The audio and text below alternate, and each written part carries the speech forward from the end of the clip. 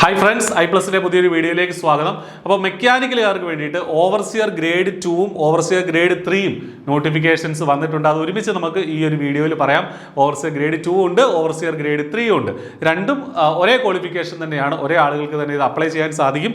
മിക്കവാറും ഒരേ പരീക്ഷ തന്നെയായിരിക്കും നടക്കുന്നത്. ഓക്കെ, അപ്പോൾ ഇവിടെ ശ്രദ്ധിക്കുക, ഹാർബർ എഞ്ചിനീയറിംഗിലേക്കാണ് ഓവർസിയർ ഗ്രേഡ് 2 വന്നിട്ടുള്ളത്.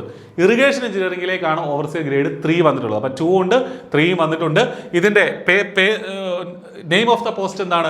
Draughtsman grade 2 overseer grade 2 mechanical. അതാണ് ഹാർബർ എഞ്ചിനീയറിംഗിലേക്കുള്ള പോസ്റ്റ്. ഇതാണ് ഡ്രാഫ്റ്റ്സ്മാൻ ഗ്രേഡ് 2 അല്ലെങ്കിൽ ഓവർസിയർ ഗ്രേഡ് 2 മെക്കാനിക്കൽ. 549/2023 എന്നുള്ളതാണ് ഹാർബറിലേക്കുള്ള കാറ്റഗറി നമ്പർ.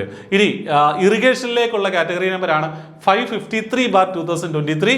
അത് ഓവർസിയർ ഡ്രാഫ്റ്റ്സ്മാൻ മെക്കാനിക്കൽ ഗ്രേഡ് 3. അപ്പോൾ ഗ്രേഡ് 2 ഉണ്ട്, ഗ്രേഡ് 3 ഉണ്ട്.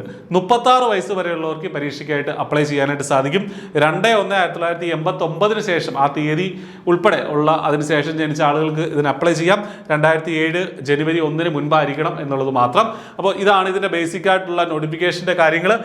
ഇനി ഗ്രേഡ് 2ന്റെ ക്വാളിഫിക്കേഷൻസ് അവർ തന്നിട്ടുള്ളത് എന്തൊക്കെയാണെന്ന് വെച്ചാൽ SSLC പാസ്സാവണം, NTC national trade certificate in the trade off mechanical or equivalent, അതായത് ITI പഠിച്ചിട്ടുള്ള ആളുകളായിരിക്കണം. ITI പഠിച്ചിട്ടുള്ള ആളുകളാണെങ്കിൽ നിങ്ങൾക്ക് ഈ പരീക്ഷയ്ക്ക് വേണ്ടിയിട്ട് അപ്ലൈ ചെയ്യാനായിട്ട് സാധിക്കും. ഇത് കൂടാതെ കഴിഞ്ഞ തവണ ഇക്വലന്റ് ആയിട്ട് സ്വീകരിച്ചിട്ടുള്ള ക്വാളിഫിക്കേഷൻസും അവർ ഇതിനകത്ത് പറയുന്നുണ്ട്.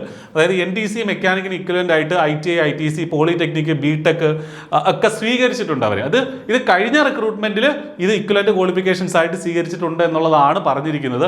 അപ്പോൾ ഇത്തവണ അത് സ്വീകരിക്കുമോ എന്നുള്ള കാര്യത്തിൽ നമുക്ക് 100% ഉറപ്പില്ല. പക്ഷേ കഴിഞ്ഞ തവണ ഇത് സ്വീകരിച്ചിട്ടുണ്ട്. ഈ ക്വാളിഫിക്കേഷൻസ് ഒക്കെ ഇക്വലന്റ് ആയിട്ട് കണ്ടിട്ടുണ്ട് എന്നുള്ളതാണ് പറഞ്ഞിരിക്കുന്നത്. അപ്പോൾ എന്താണെങ്കിലും ഇതിന് അപ്ലൈ ചെയ്യുക. ഇനി ഗ്രേഡ് 3യുടെ ക്വാളിഫിക്കേഷൻസ് എന്തൊക്കെയാണ്? ഗ്രേഡ് 3യുടെ ക്വാളിഫിക്കേഷൻസ് SSLC വരണം. പിന്നീട് ശ്രീമൂലം ടെക്നിക്കലിൻ്റെ കോഴ്സോ അല്ലെങ്കിൽ ഡ്രാഫ്റ്റ്സ്മാൻ മെക്കാനിക്കലിൻ്റെ കോഴ്സോ അല്ലെങ്കിൽ ഈ KGT സർട്ടിഫിക്കറ്റ് ഇതിൽ ഏതെങ്കിലും ഒന്നിലുണ്ടെങ്കിൽ, അപ്ലൈഡ് മെക്കാനിക്സ്, മെഷീൻ ഡ്രോയിങ് തുടങ്ങി കുറേ കാര്യങ്ങൾ പറഞ്ഞിട്ടുണ്ട്. അതായത് സിവിലിൻ്റെയും ഈ പറഞ്ഞ മെക്കാനിക്കലുമായി റിലേറ്റ് ചെയ്ത KGC സർട്ടിഫിക്കറ്റുകൾ, ITI സർട്ടിഫിക്കറ്റ് ഒക്കെ ഉണ്ടെങ്കിൽ നിങ്ങൾക്ക് ഈ പരീക്ഷയ്ക്ക് വേണ്ടിയിട്ട് അപ്ലൈ ചെയ്യാനായിട്ട് സാധിക്കും. ഇതിനും ഈ ഗ്രേഡ് 3ക്ക് ഇക്വലന്റ് ക്വാളിഫിക്കേഷൻസ് പറഞ്ഞിട്ടുണ്ട്.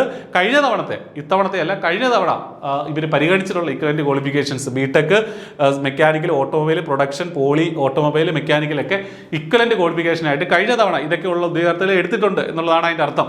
പക്ഷേ ഇത്തവണ ആ കാര്യത്തിൽ 100% ഉറപ്പ് പറഞ്ഞിട്ടില്ല. എന്താണെങ്കിലും ക്വാളിഫിക്കേഷൻ നിങ്ങൾക്കുണ്ടെങ്കിൽ ഉറപ്പായിട്ട് നിങ്ങൾ ഇതിന് അപ്ലൈ ചെയ്യുക. ഐപ്ലസ് ഈ 2 പരീക്ഷയ്ക്ക് വേണ്ടിയിട്ട് കോമൺ ആയിട്ടുള്ള ബാച്ചുകൾ സ്റ്റാർട്ട് ചെയ്തിട്ടുണ്ട്. അപ്പോൾ നിങ്ങൾക്ക് ഏറ്റവും നന്നായിട്ട് പഠിക്കണമെങ്കിൽ ഐപ്ലസിനൊപ്പം ചേരാം. നന്നായിട്ട് പരീക്ഷ എഴുതി നല്ലൊരു സർക്കാർ ജോലിയിലേക്ക് നിങ്ങൾക്ക് എത്താനാകട്ടെ. All the best. Thank U.